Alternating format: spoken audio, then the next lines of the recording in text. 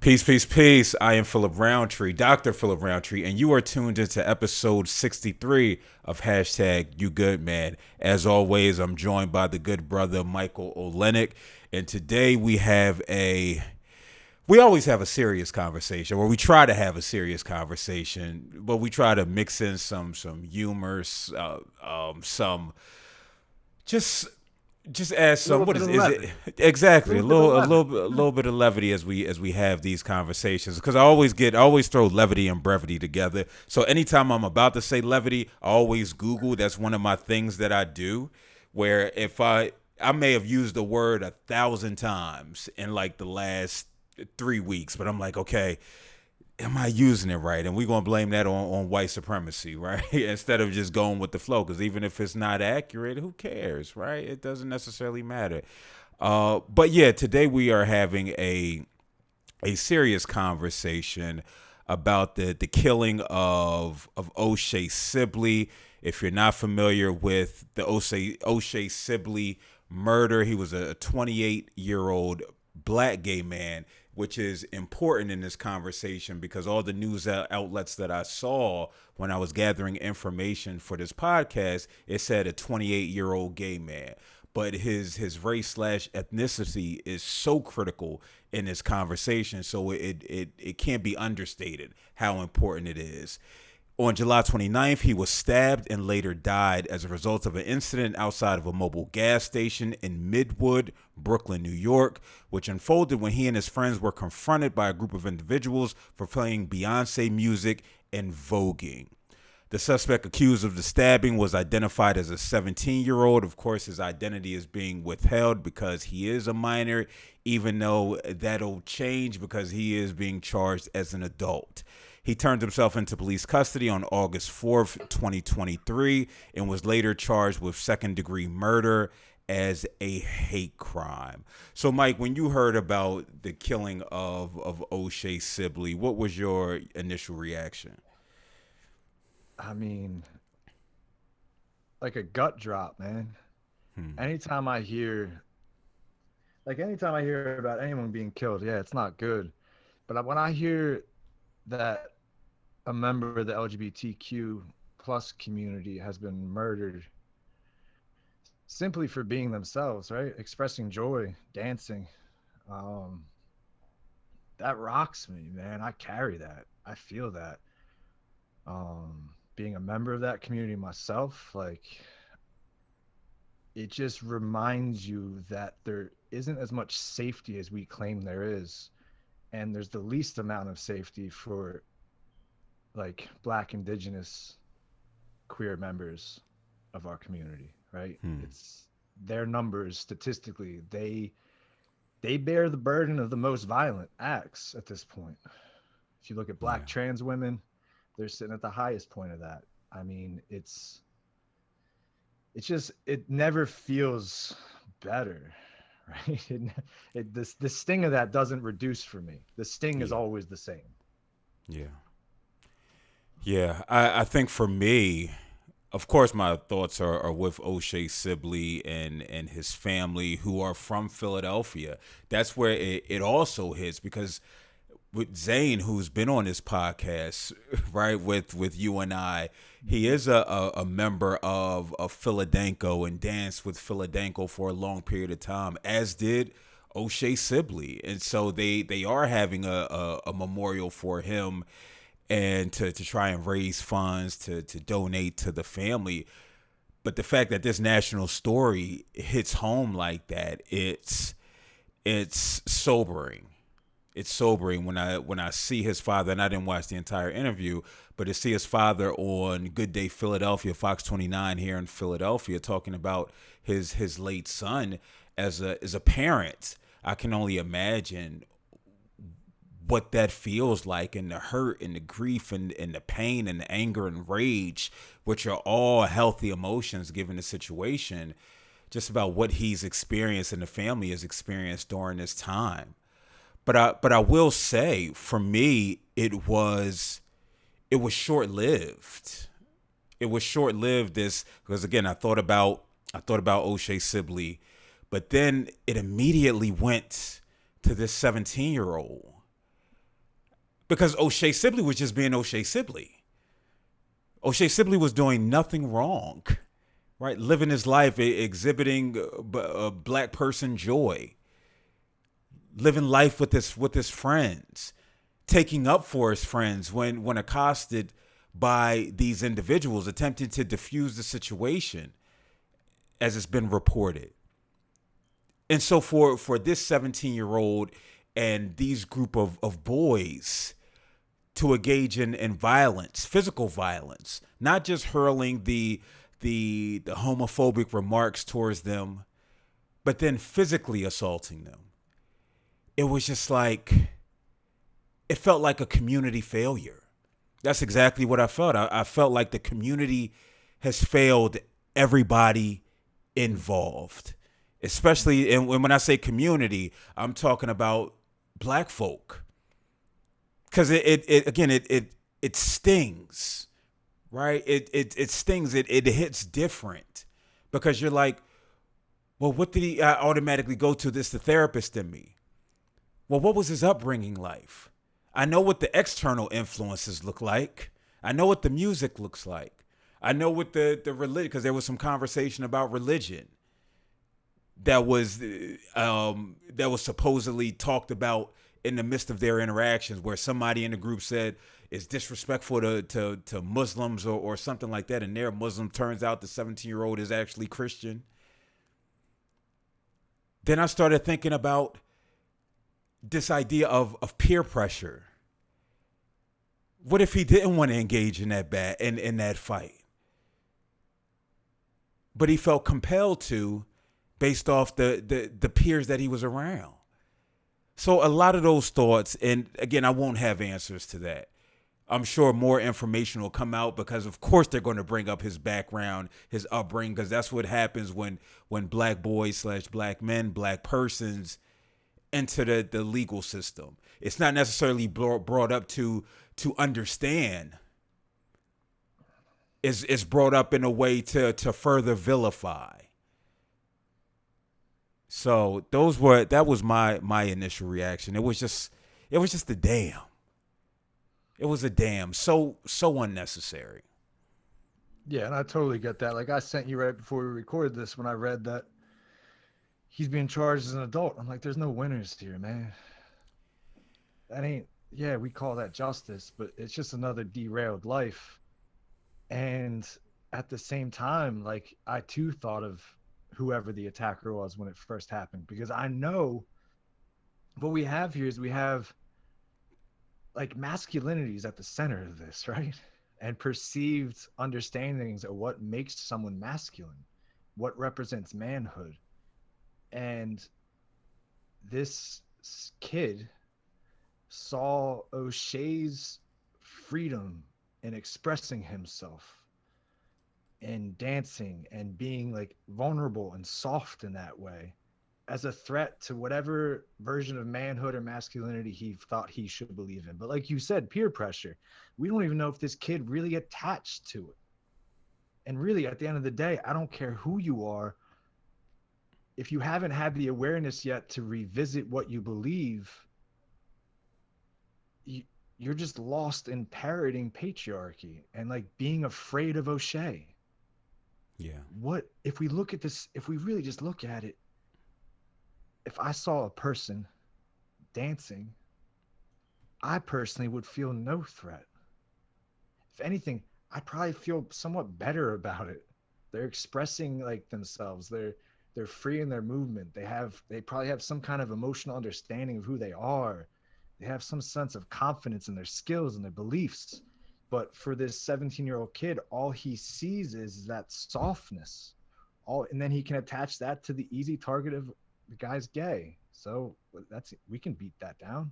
Yeah. That's all I need to attack. And I do think like we need to see that we haven't completely left the 90s in the past. Like, homophobia is still very strong, and the idea of being perceived as gay as a man will put you in danger. Yeah. This happened in New York.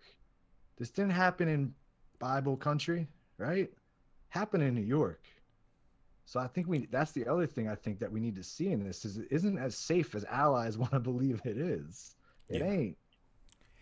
And I think the idea of a gay black man, right? Because in the black community, again, we talk about this idea of patriarchy and masculinity, the influence of hip hop culture. Growing up as a black boy, now black man, the worst thing you could be called was gay. Would be called the F word, because that's challenging your mask. You didn't want to be that. You didn't want to be that other. You wanted to be in, and so that hasn't gone away. I've had conversations in my text messages with a homie of mine who I love like a brother, talking about trans folk, not understanding trans folk, and it's just like, well, what is it to you? And but I think it becomes, what is it to you, and it's always the low hanging fruit of, what about the children?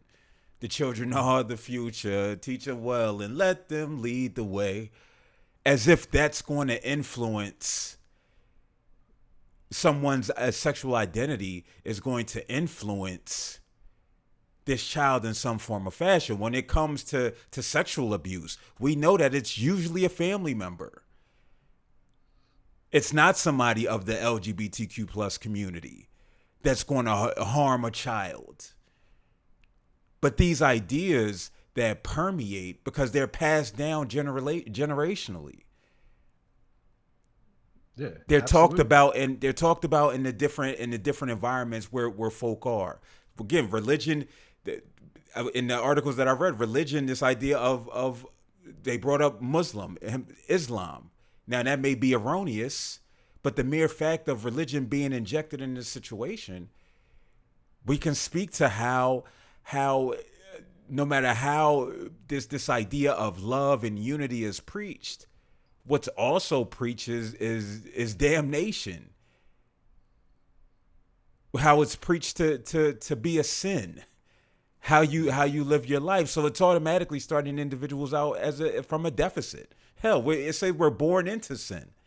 Like think about just the negativity that we're born into, and just the ideas that influence, that impacts how we're nurtured, which impacts us as we're growing up, impacting this teenage boy and how he views and sees the world. Yeah, and we like listen, not only do we have the societal narratives that push fear of the LGBTQ plus community, because we absolutely have those, but we need to highlight both that yes, O'Shea Sibley was murdered for being a gay black man. Like there's nothing, we can't get past that. He was murdered for being a gay black man. But at the same time, I don't think the fear is necessarily just because he was gay or just because he was black. I think the fear is in seeing someone living that authentically and free. I don't Hmm. think religious zealots get as caught up in it because of their religion. I again think it's this threat that occurs at a real human level of seeing another human being attaining a level of freedom of self-expression that you can't even begin to sniff. Like I love being queer, and I love being queer because of how I've been able to build me in my own image. Hmm. Like I am authentically me, and I'm continually trying to pursue that. And I think the threat that that puts in other people's brains when they see that kind of self-realization, they don't know what to do. And then you add in the hate fuel that we see in our messaging when it comes to LGBTQ people, and it's going to lead to violent acts like this because you Yeah. want erasure. You want it away from you. You want it to stop making you uncomfortable. That's what it is. O'Shea's existence pushed onto that 17-year-old in a certain way that made him so uncomfortable that he had to remove it. And like that's where I think it lies, man. I think it lies in just a basic fear of someone else's joy. Yeah, yeah, and I'm sitting here thinking because I want to make sure I phrase it what I'm thinking correctly, and I don't want to. In this situation, undoubtedly, this was O'Shea's sexuality and his freeness and his friends' freeness definitely was a catalyst to the verbal lashing, to the physical violence and subsequent killing of O'Shea. But then I'm sitting and thinking about just the brashness and just wondering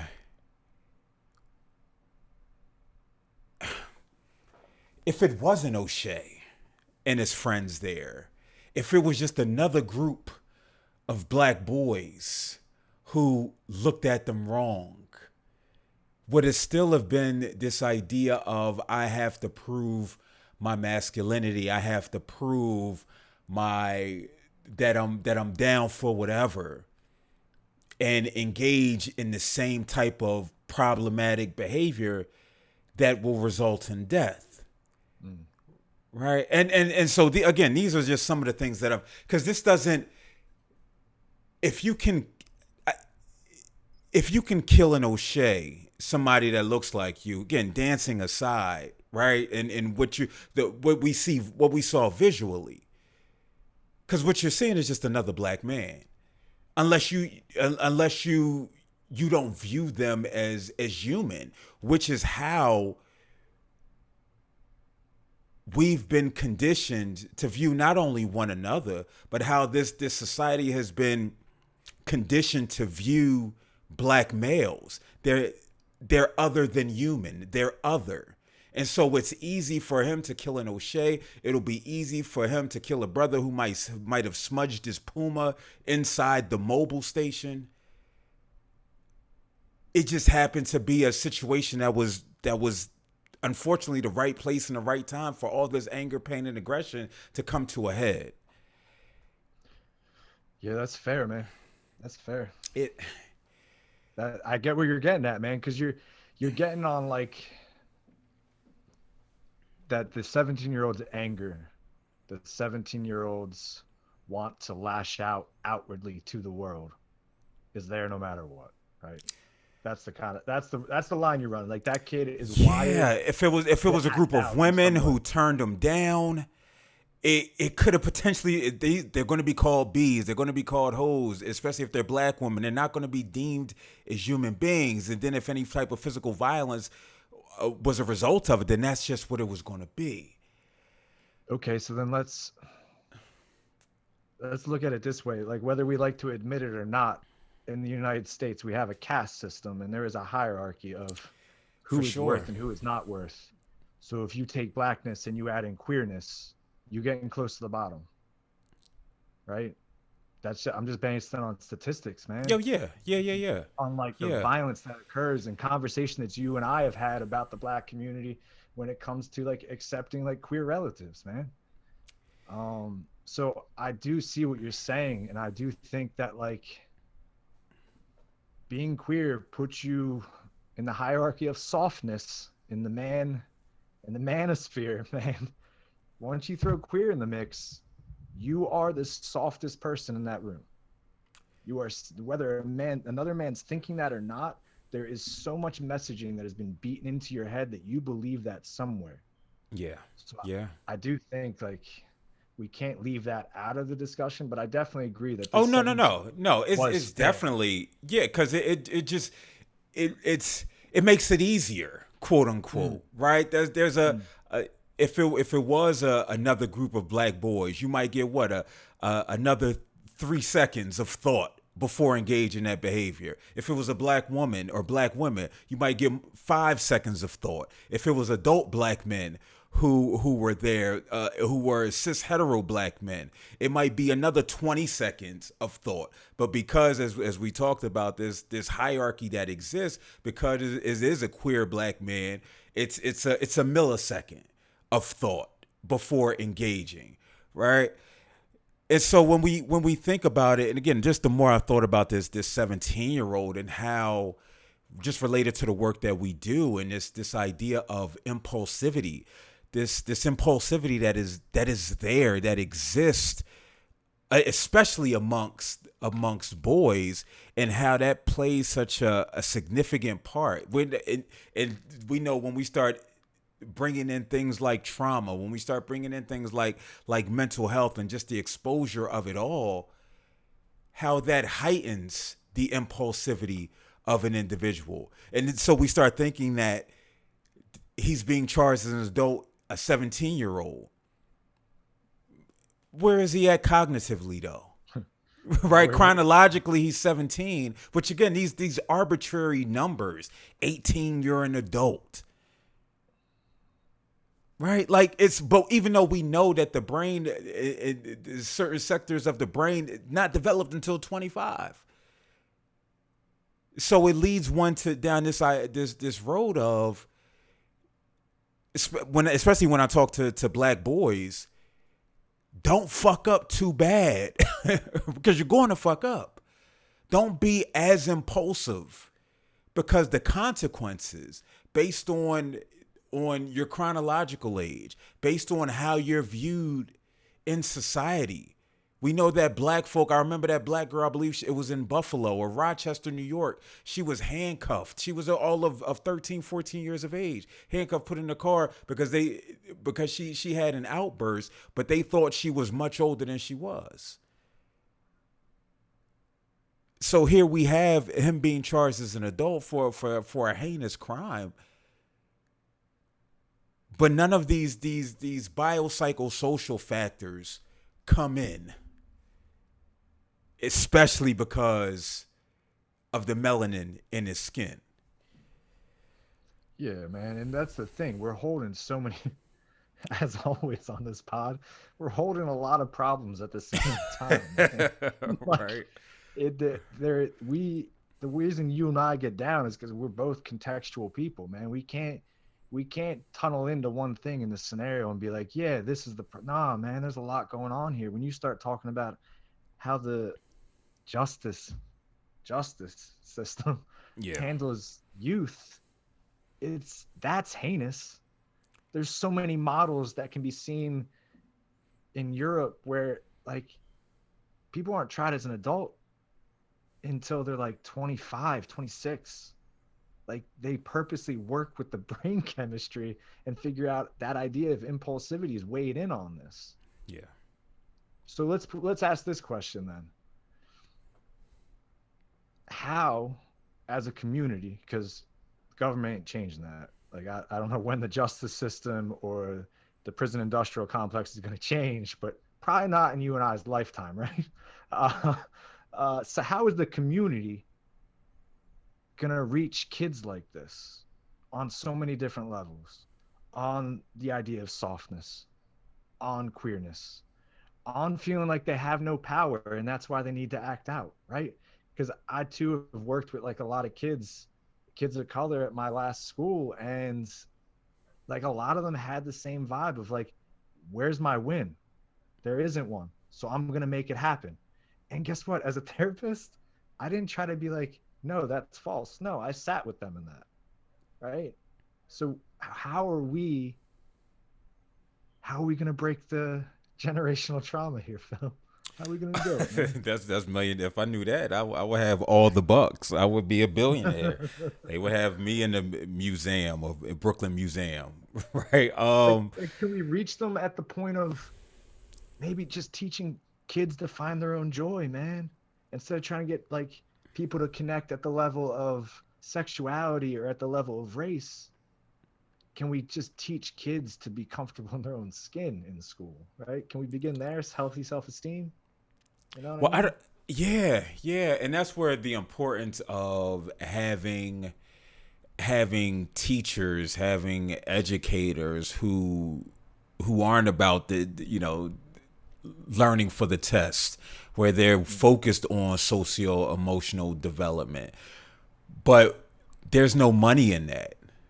When I met with the new superintendent of the Philadelphia school district, And it was all performative, us meeting with him, but he handed us a booklet of the things that he's trying to do, what he's done in his first 100 days, and his plan for the next few years.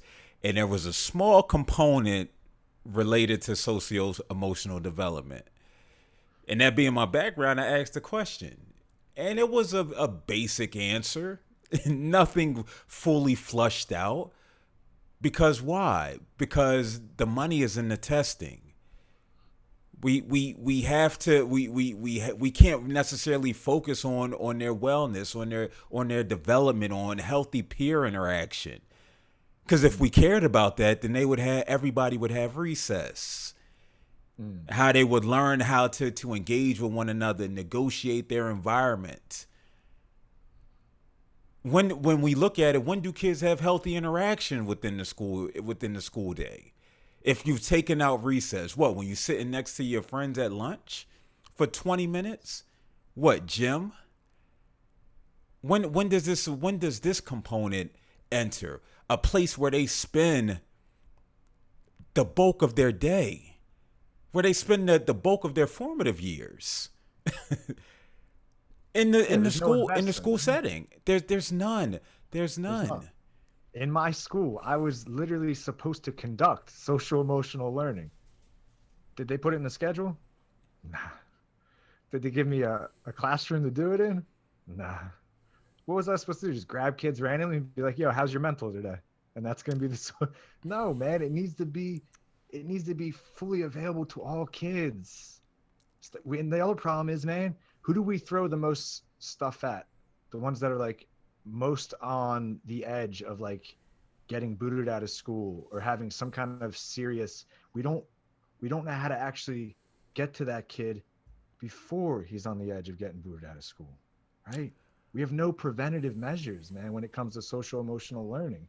And I fully agree with you that that's like, as far as like a concrete thing that we could do as community members, because listen, you don't need a school for that. You need some space in your community where you can gather mentors, teachers. Like, where are the men? Right, Phil? Where are the men that have a certain set of skills at this point in their life to mentor young boys, man? Where they at? It can't just be you and me. Yeah. They gotta be out there, man. And they are there, but then we talk about just the pushback that they get. I know for me, I wanted to have hashtag You Good Man in the Philadelphia School District. That's what I told the superintendent. I wanted to bring my training, my 8-week curriculum into the school district. But you know what? I didn't have $5,000 to purchase the insurance. Didn't have it. And so they're not necessarily trying to hear that. They'll take me as a volunteer, right? Because they'll take me as a volunteer. But if we're talking about compensation for the services that offer, so that's where a lot of folk get discouraged unless you're pulling in grant money. So I know it's good brothers here who are doing things in the community. You got the NOMO Foundation, you got Anton Moore, but it's just not enough. There's not enough. But what does this require? This requires sacrifice. Because these folk that we talking about, they not millionaires. They millionaires because they could walk the streets of their community and get love, which means more than anything, right? They can sit and have a conversation with the young boy who didn't go to school that day, and then being honest and open and potentially being encouraged to go to school, which is undervalued. It's an undervalued skill. I sit and think about, as we were talking about this school piece, the school to prison pipeline is a real thing. This 17-year-old, he has a juvenile record, but it can't be released.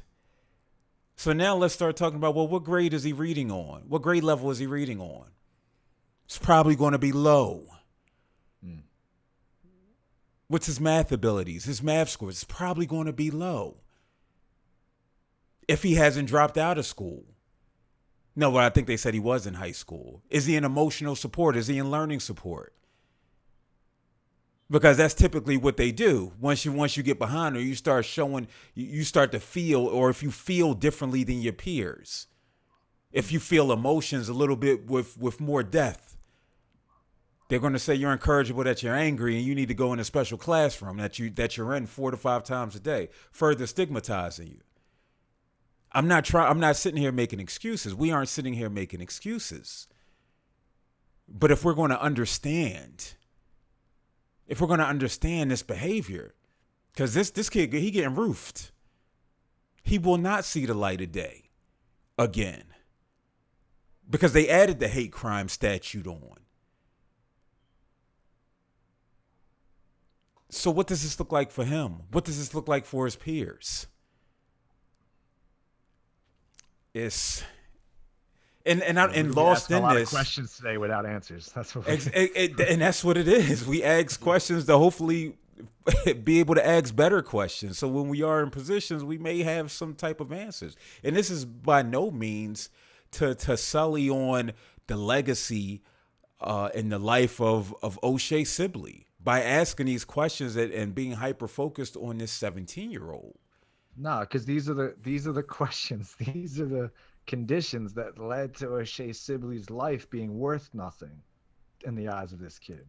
That he was willing to like cross the threshold of impulsivity and change the trajectory of his life forever. And I like how you brought up reading level, right? And not because of the statistic you think I'm going to bring up about prison beds and reading levels. We ain't going to get into that. We can't go down. But because you and I talk about reading a lot, right? And this just hit me that, man, would a reading group with teens with some emotionally captivating stories, you want to help a kid find more emotions than anger, give him a story that he can feel. Give him a space to talk about that story amongst other boys. Like simple things like that, man. Like reading groups. I don't know about you, man. I feel like that could, maybe it's idealistic of me, but I feel like that could have massive impact at a certain point in a kid's life to really change how he sees the world.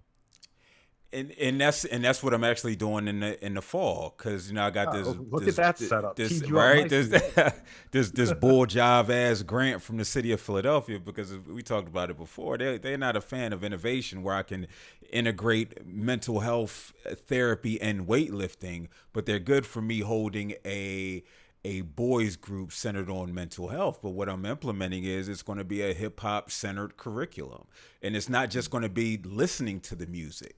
It's going to be reading the lyrics of songs, because these are stories, right? These are stories that a lot of people are telling. And so a way to engage them, because when you hear something and then you read something, it hits different. No shade to the people who listen to Audible books. Don't say y'all read the books, and it's, some levity here, but don't say you read the books. You listen to the books, because reading brings about something else. There's a certain confidence that comes with reading text, written text. So my plan is to bring into the curriculum 8 weeks to have different songs, have them written out, and to dissect them, to truly understand the thoughts, feelings, and emotions of the individual in the song, and potentially relating to what's happening in their life. Because this is where we talk about. Go ahead. I was going to say, because we need those spaces. We want boys to feel, but we also have to give them spaces to feel in. You can't just be like, yeah, we need you to become more emotionally aware, but we're not going to give you anywhere to do that. We're not going to give you a space where you can drop the guard. Because listen, man, that is all the work I did at the high school I used to work at in West Philly was with boys. And it was with me talking to them about their anger, right? Yeah. And listen, I try to do my homework, right? As a white man walking into a school that is 99.9% black kids, like I need to understand, right? I need to be ready to frame things in a certain way that is anti-colonial. I can't be pushing the same white supremacist outlook. So when it came to their anger, I was very quick to be like, I understand that you cannot drop your guard in certain scenarios. I understand that the conditions of your life the block you live on, the people you know, your family system has led you to adopt a coping strategy that keeps you safe. Yeah, But survival. I need you to find spaces where you can drop that guard. And getting this idea across was all I tried to do. We started small, like one more friend. Find one friend that you can actually drop your guard with. Find an activity you all can do, like little things, man. Yeah, yeah, but think about it. When we think about the hashtag You Good Man group, and you were there since the beginning.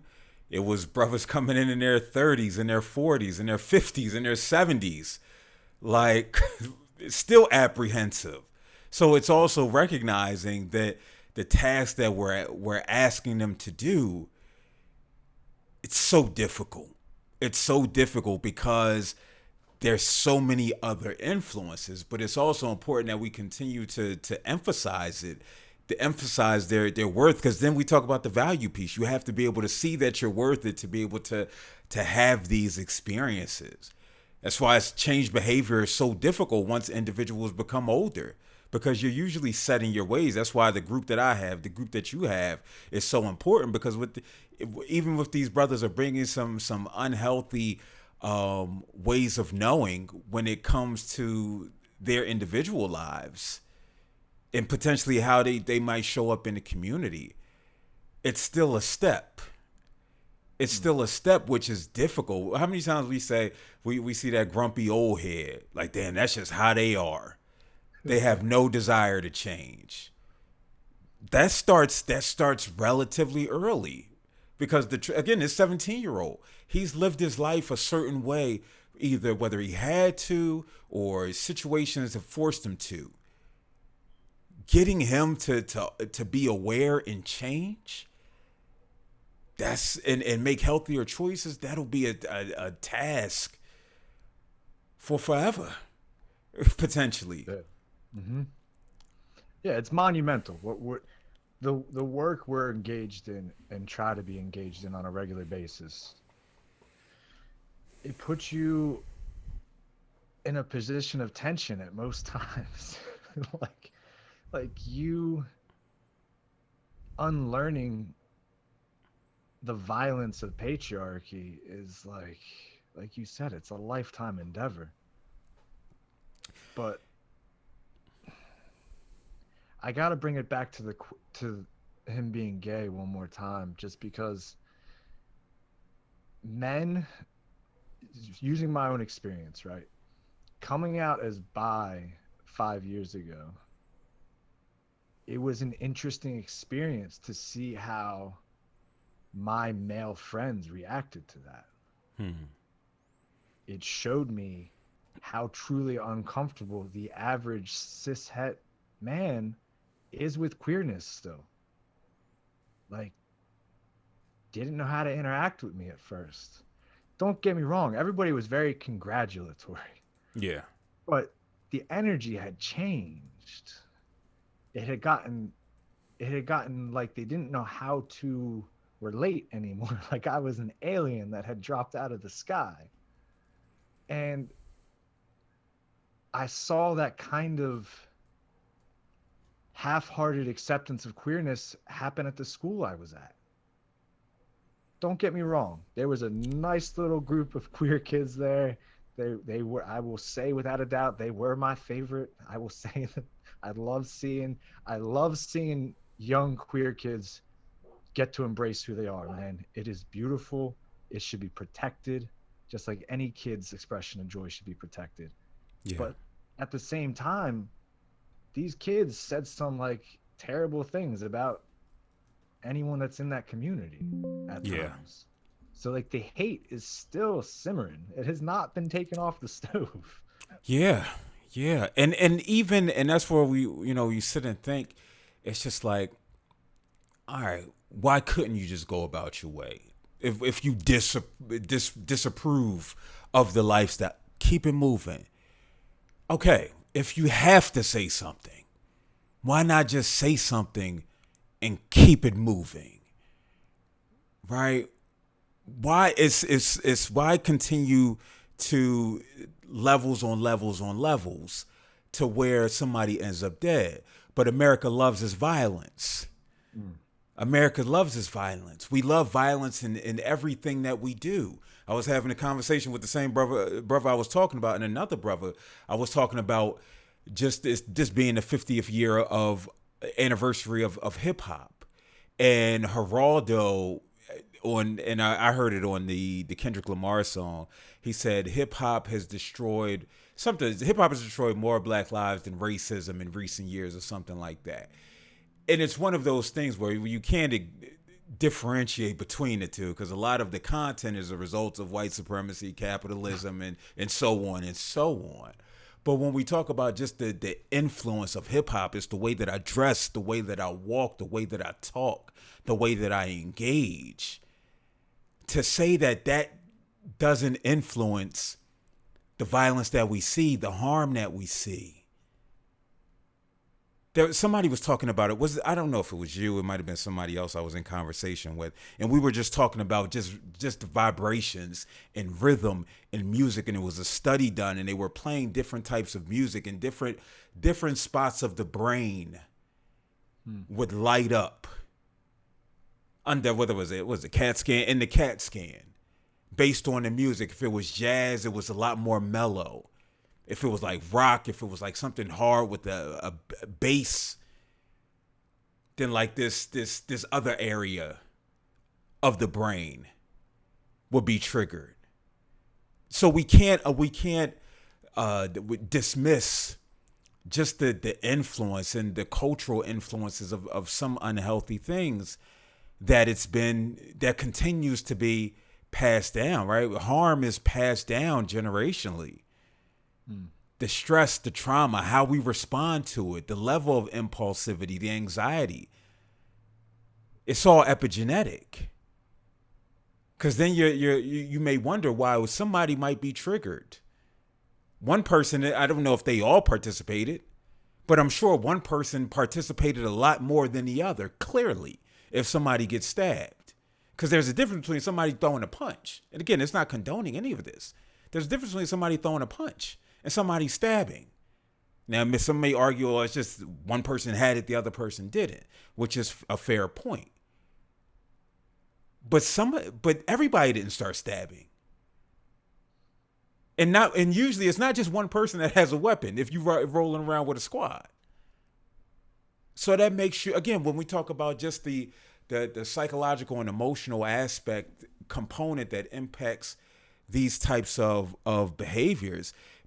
And so I was a Nas verse came to my head while you were talking, and it's in Hate Me Now. And is brothers fear what they don't understand, hate what they can't conquer. Guess it's just an inferior, they say inferior man, the theory of man, became a monster, and goes so on and so on. And it's, again, this idea of fearing what you don't understand. Yeah, which is at the violence. exactly. And the Exactly. violence that is, I mean, you bring up a good point talking about America's love of violence, because it's kind of whatever the signals, the messaging in our society is at the time in terms of panic, it's that population that deals with violence, right? Yeah. The way it always works. During COVID, we saw our Asian population in the States being targeted way more often. And why is that? Because there was so much hate around COVID coming from China that, oh, okay, open season on anybody that looks this way. Because in Yeah. America, I'm told I can be violent towards you. And right now we're in the midst of like gay panic is back. It's the trans population that's being targeted the hardest. Like that's who's being used to whistle and blow the signal and sound the alarm that like violence is okay against LGBTQ people again. And Yeah. like I get it, they attach the hate crime thing. That doesn't like, yes, cool, I guess, in a way. I don't know, man. I feel so conflicted about the justice system, and it's hard to be an abolitionist in this moment, right? And be like, yes, we need to show that hate crimes are terrible, but is the way we're doing that actually giving anything back to the community that's hated? Probably not. It's just destroying other communities. Like, Literally, it gets somebody a longer prison sentence. Yeah. And it's just like, how do we, I guess I'll answer my own question. I want to reach everybody, man, but I really want to reach boys, man. Yeah. I really want to reach boys before they get used to using that violent reaction as the main go-to tool in their Yeah. toolbox. So since you brought up, and this will be the last question, what does restorative justice look like in this situation, or is that a thing?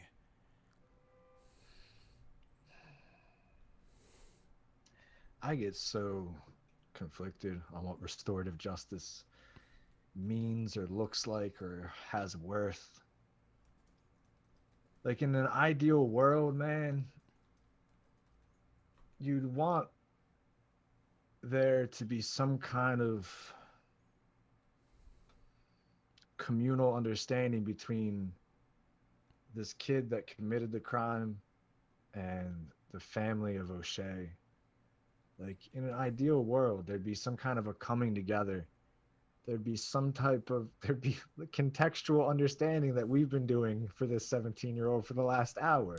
There'd be Yeah. going there'd be going through those things. There'd be some kind of healing in the difficulty of having that space. It wouldn't bring O'Shea back. It wouldn't fix that wrong. Yeah.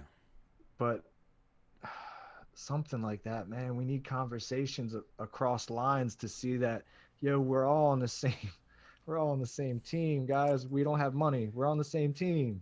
Yeah. Like we're all, Yeah. if you ain't Bezos, man, if you're in the working class, you're killing your own squad. Like Yeah. we need to figure out how to have these difficult conversations across community lines.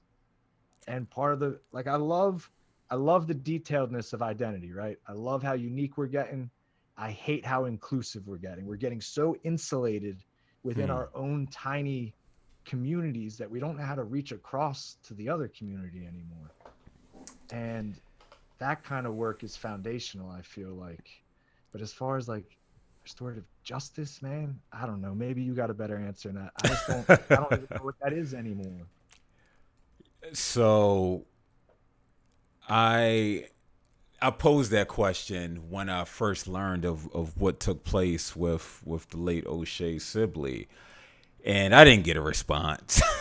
I never get responses when it comes to things like that, and I understand why. First, I'm not going to blame the people. It's the algorithm, number one. Right. The algorithm doesn't want to see any type of communication on that type level. I learned that you can't even post things in your description saying sex, or because the algorithm will pick it up. So you have to say SECTS. So this is what we're up against.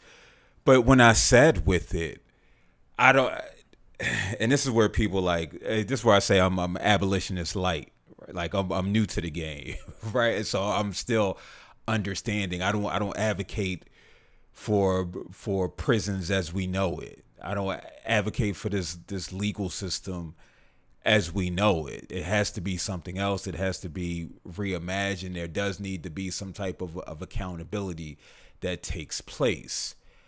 I do believe some type of interaction long term between the Sibley family and this young man should be taking place. But again, it's if the Sibley family is open and willing, and it's understandable if they aren't, because a lot of folk in this society believe justice is somebody going away for the rest of their life. But I think if you get them in a vulnerable moment, what they always say, well, it doesn't bring my loved one back. Mm-hmm. So is it really justice? Is it more so accountability in this regard? But literally having this young man on a weekly basis, on a regular basis, engage with this family to where a point where potentially he becomes a part of this family. That's an ideal world to where your transgression against another doesn't further divide, but it brings you together. So yes, O'Shea was lost as a result of this 17-year-old. But now here we have this 17, now 21-year-old in communication with this family for 4 years. 28 for 11 years. When he's 50, when he's 60, hopefully as a result of some type of restorative justice practice, he's able to get out and make amends to the community, because there's no making amends here, which is an integral part of any type of restorative justice, not only to the aggrieved party, but also to the community. Mm-hmm. But that comes with interactions, engagement. But what's going to happen? He's going to be in Rikers. He's going to be in these institutions until he takes his last breath. And that's the thing. We don't need to lose 2 men in the process. Like, we don't gotta lose 2. We don't. That's not. This thing's ending on a somber note, bro. It is. You did put it out at the onset. This was gonna be like a serious, let's look at the troubles of society day, and we ended up there, man. Because I fully agree with you. Like, that 17-year-old's life is worth reclamation.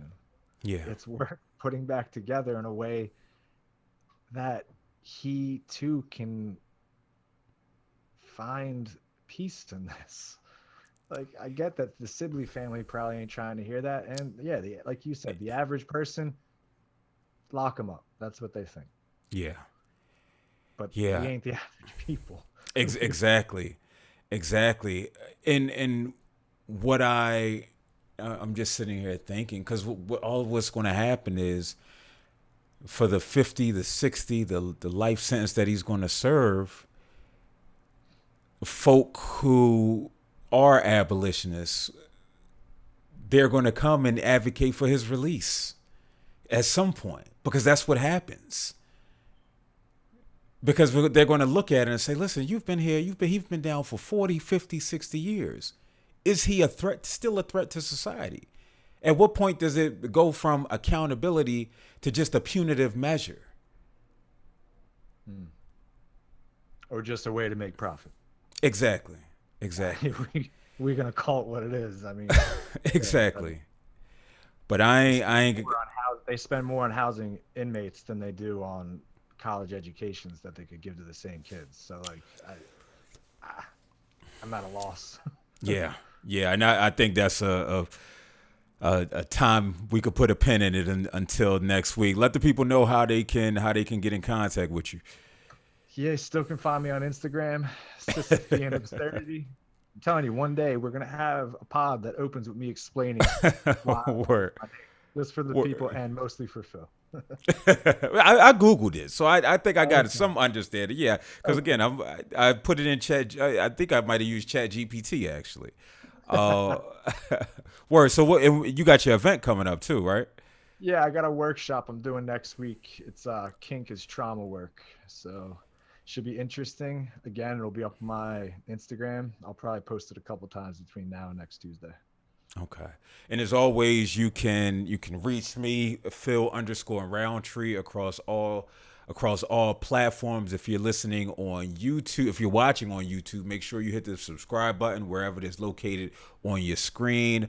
Like, share, comments. We take all comments. I love reading them. Even the ones they be like, you don't know what you're talking about. Cool, I'm here for it. Let's fight the algorithm together. Right? If you're listening on whatever streaming platform and you're paying the $14.99, I salute you. Make sure, again, you subscribe, you like, you comment, share. If you're not paying the $14.99 and you're freeloading, still hit the button. It's greatly appreciated. Until next time, peace.